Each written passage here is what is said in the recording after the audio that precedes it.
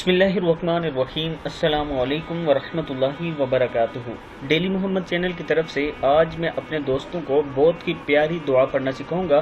اس سے پہلے میں اپنے تمام دوستوں سے گزارش کروں گا کہ اگر آپ نے ابھی تک میرے چینل ڈیلی محمد کو سبسکرائب نہیں کیا تو ضرور کر لیں۔ تو شروع کرتے ہیں آج کا لیسن۔ بسم اللہ الرحمن الرحیم۔ فضیلت حدیث شریف میں ہے کہ جو کوئی مصیبت زدہ بارگاہ الہی میں ان کلمات سے دعا کرے تو اللہ تعالیٰ اس کی دعا قبول فرماتے ہیں۔ جب حضرت یونس علیہ السلام کو مچھلی نگل گئی تھی تو آپ نے مچھلی کے پیٹ میں اس آیت کا ورد کیا تھا۔ وہ دعا کیا ہے؟ بسم اللہ الرحمن الرحیم۔ لا الہ الا انت سبحانک انی کنت من الظالمین۔